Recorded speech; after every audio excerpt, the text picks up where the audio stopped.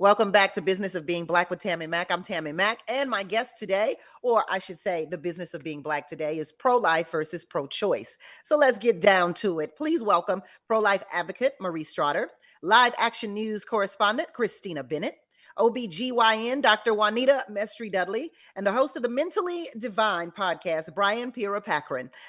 Thank you all for being here. Marie brought up a very good point, and I want to talk to Brian about it real quick. Marie said, what about the man? It takes an egg and a sperm in order to create a baby. And so why wouldn't that man have a choice as well? The baby belongs to him too. Yeah, but ultimately the person's body who is shifting and transforming and evolving is the woman's body or the childbearing person. So I think for me, that's an easy decision. And I'm talking to you as a man, right? As a male. So I'm telling you from my perspective and also from what makes sense and scientifically is backed and supported. Yeah, it's the person whose body is evolving and changing who has the final decision. I think again, it's important that the person is having conversations, right? They can have conversations with their spouse, their partner, they're having conversations with their physician, family members, but ultimately the decision is for the person whose body is changing. So I think that, unfortunately, again, in this male-dominated patriarchal society, we're continuously trying to say, well, what about the man? Well, what about the man? And unfortunately, no, it's not your decision to make. Tammi, if I could jump in. Brian said that the body who is changing and evolving should have a say. And if we know anything about childbirth or developmental stages, we know that the body of the child is developing and changing and evolving in the womb. So, and now I jump in. Yeah. But the body that's changing and evolving in the womb can't do so without the body that it's in, and it's only viable after a certain point in time. It cannot survive by itself. That's the problem. And that's why the laws have it that when it can survive by itself, that's when we have that cutoff point.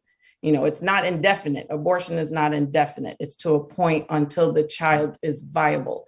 Till then, that woman should have that choice to say, you know what, this is not right for my body. This is not right for my mental stability. This is not right for my family structure.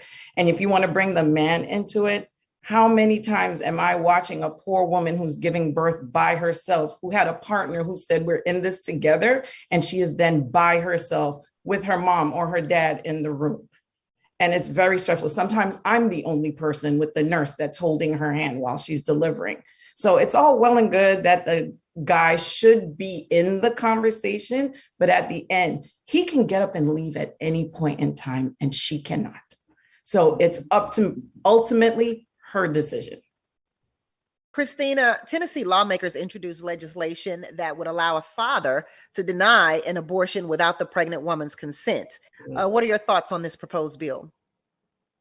So you're saying that the father would be able to say no to an abortion without the mother? Yes. Well, that's the first I've heard about that. Honestly, I think that if we're going to have a discussion about men with abortion, one of the things that just comes to my mind is that really men benefit from abortion primarily. I think that men benefit from abortion oftentimes more than women. And my own experience, my mother was pressured by my father to have an abortion. And in the majority of situations when I've worked with women, I wish I could say that I've seen the men begging their partners to keep the baby and saying, I will adopt the baby and I will do whatever it takes to stand by you. But most of the time, it's the men pressuring the woman to have an abortion. Most of the time, it's him saying, I'm going to give you the money to do it. Or sometimes there may be multiple women that he's had, relationships with, or multiple children that he has. And so I would love to see men more involved in this conversation, and perhaps there could be some legislation that comes from that.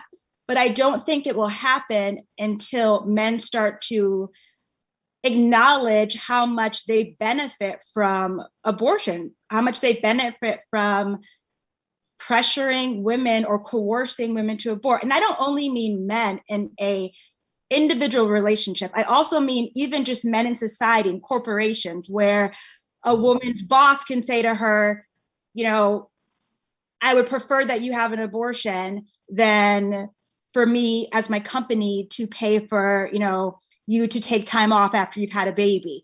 And so it's not, you know, or professors in school who help women to, they make it clear to women that it would be easier for them to have an abortion than it would be for them to finish their course load. So we are in a society where women are vulnerable and we are oftentimes oppressed. And I think that abortion plays into it.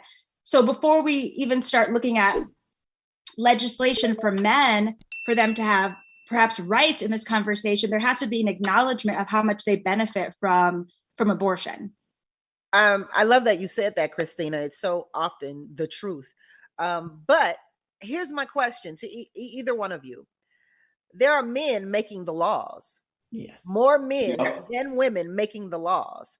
So why doesn't the law, I would say, or people who are against abortion, which are men who are making the law, why are they against abortion if men favor more when it comes to having abortions? Let me tell you. Sorry, go ahead. No, go ahead. No, I was going to say it just depends on the man. It depends on the state. It depends on the law. I'm from Connecticut, so that's not happening in my state. We have a very pro-choice state. We don't even require parental notification laws, which means that minors are not required to tell their parents if they want to have an abortion, but they are required by law to tell their parents if they want to go tanning, if they want their ears pierced, or if they want a tattoo.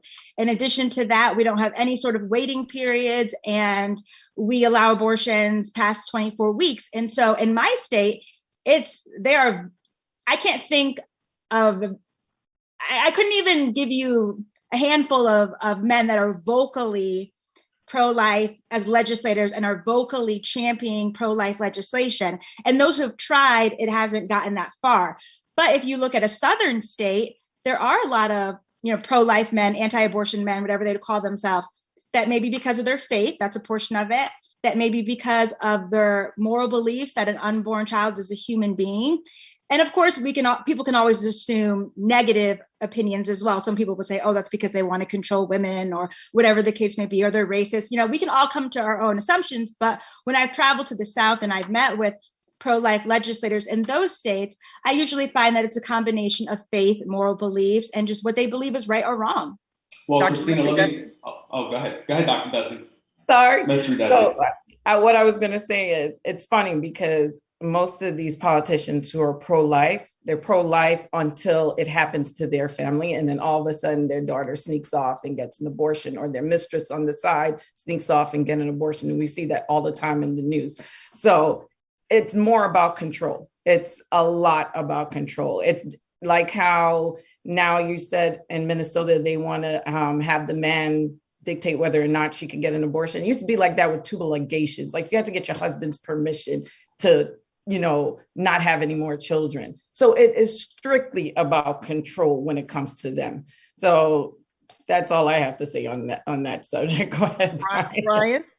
Listen, so I mean, I don't know if anybody has ever read the book, The Birth Dearth. Jane Elliott does a great job at explaining it. When we talk about men are the ones who are mainly making the decisions in this country, particularly the laws and the legislation, we have to really add a social location there that people don't really like to always say, but it's white men. And the reason why, and again, the book just details it so greatly, the reason why that is because of this quote unquote idea of race suicide, that white people are afraid that black people and populations that are of color are going to overpopulate and saturate the country more than them, and then make them the minority. So there is a complete awareness of this, particularly when they are the majority, right? And this is not a conspiracy theory. I implore everybody to go and do the research. I also want to say this is not the first time when we talk about these types of legislations like the one in Tennessee, this isn't the first time where let's bring men into the conversation, or other people. The last show, I encourage everybody to go FOXSOUL.tv, go to The Business of Being Black with Tammi Mack, and watch the first episode. Doe v. Bolton was a Supreme Court case that was brought up. And I'm so disheartened and disappointed that the former person who actually brought this up to buttress and support the pro-life side. Sandra Bensing from March 25th. Oh, we may not have time, but. Well, hold that thought. We'll be right back on Business of Being Black with Tammi Mack.